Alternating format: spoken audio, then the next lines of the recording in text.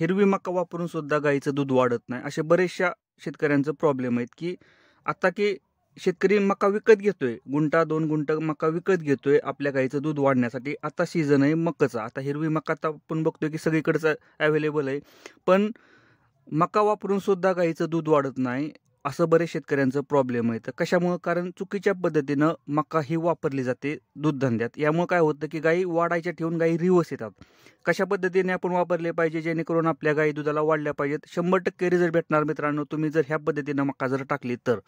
मित्रांनो, व्हिडिओ हा शेवटपर्यंत बघा. व्हिडिओ जर आवडला तर लाईक करा. चॅनलवरती नवीन असाल तर चॅनलला सबस्क्राईब करायला विसरू नका. नमस्कार मित्रांनो, शेतकरी आणि टेक्नॉलॉजी आपल्या यूट्यूब चॅनलमध्ये स्वागत आहे. काय होतं आहे की आता सीझन चालू आहे मकाचा. म्हणजे आता आपल्याला माहिती आहे की ही मका आलेली आहे मार्केटमध्ये आणि मी शेतकऱ्यांकडे आहे. काही शेतकऱ्यांना लावलेले, काही विकत घेऊन आपल्या जनावरांना घालतात. पण काय होतं आहे की गाई वाढायच्या ठेवून गाई कमी येतात किंवा पाहिजे तशा वाढत नाहीत. त्या कशामुळे वाढत नाहीत मित्रांनो? लक्षात ठेवा, वातावरणात काय होतं की दिवसभर ऊन पडतंय, संध्याकाळी पाऊस पडतो. हे काय वातावरणात बदल होत चाललोय. आणि आपल्याला माहिती आहे की मकाईमध्ये सगळ्यात जास्त पाणी राहतं. मॉइश्चरचं म्हणजे वॉटर लेवल सगळ्यात जास्त राहते. ही गोष्ट शेतकऱ्याला माहीत नाही. काय करतो शेतकरी आपला की सकाळची वैरण असेल ना, ताजी अजून शेतकऱ्याला ह्या गोष्टी कसं काय समजत नाही त्या की ताजी वैरण घालायची. मित्रांनो, ताजी वैरण सगळ्यात घातक असते. मी अजून ह्याच्या आधी व्हिडिओ बनवले आहेत. ताजी वैरण कधीच टाकायची नाही.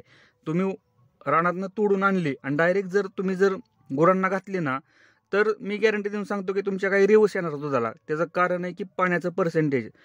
कोणतेही हिरवी वैरण असेल ना, हिरवी वैरण मित्रांनो, तुमचं गिनी गवत असू द्या, नेपियर असू द्या, कोणतीही, वॉटर लेवल सगळ्यात जास्त असते आणि हे पाण्याचं प्रमाण त्या वैरणीमध्ये जास्त असल्यामुळं गायी रिवर्स येतात. काय होतं की गाईचं पोट फुगणं किंवा गाईच्या पोटामध्ये सगळ्यात जास्त पाणी होणं, गाई पातळ जुलाब करणं. आता सीझनमध्ये चालूच होतं. गायला मका घातली की डरंगाळायच लागल्या म्हणजे गाय जुलाब करायला सुरुवात होते आणि गायची डायजेस्टिव्ह सिस्टीम बिघडली की गाई ज्या तुमच्या दुधाला आहेत त्या पण दूध देत नाही, त्या उलट रिवर्स येतात.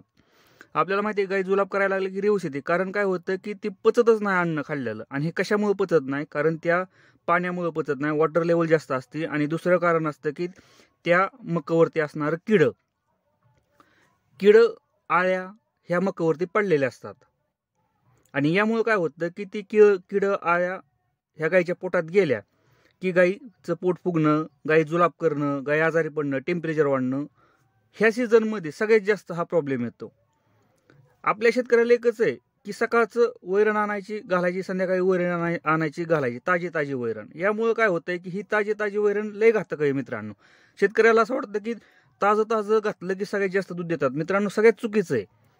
एक गोष्ट लक्षात ठेवा, जेवढा सुका चारा असेल का नाही, सुकलेला चारा, तेवढा गुरांसाठी, गुरांच्या डायजेस्टिव्ह म्हणजे पोटासाठी सगळ्यात भारी सुका चारा मित्रांनो. म्हणजे सुकी वैरण असते ना, सगळ्यात भारी. त्यानं दूध सुद्धा व्यवस्थित देतात, गाय आजारी पडत नाही, त्या गायची डायजेस्टिव्ह सिस्टीम म्हणजे पचनक्रिया सगळ्यात जास्त चांगली राहते.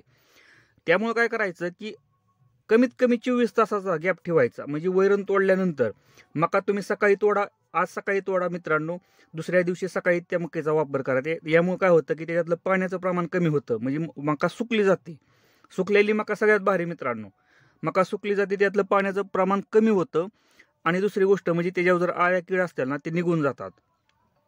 यामुळे काय होतं की गाईचं पोट फुगणं, गाय जुलाब करणं, गायचं टेम्परेचर वाढणं म्हणजे आजारी पडणं, हे प्रमाण कमी राहतं. आणि पाण्याचं प्रमाण त्यातलं कमी झाल्यामुळं गायची डायजेस्टिव्ह सिस्टीम म्हणजे की जी पचनाची क्रिया आहे ना, व्यवस्थित चांगली राहते मित्रांनो. त्यासाठी कधी पण तुमची नेपियर असू द्या, गिनी गवत असू द्या किंवा आता सीझनला मका असू द्या, कधी पण मित्रांनो 24 तासानंतर, तोडल्यानंतर 24 तासानंतर वापरा आणि रिझल्ट बघा कशा प्रकारे येतोय.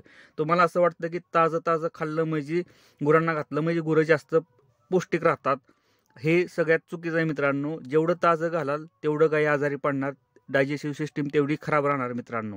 त्यासाठी गुरांना कधी पण एक लक्षात ठेवा, 24 तासानंतर. आता मी सकाळची वैरण तोडतो, आज सकाळी तोडलेली वैरण उद्या सकाळी कुट्टी करून घालतो. यामुळे काय होतं की वॉटर लेवल कमी राहतं, त्या म्हणजे पाण्याचं प्रमाण कमी होतं, सुकून जातं एकदम वैरण.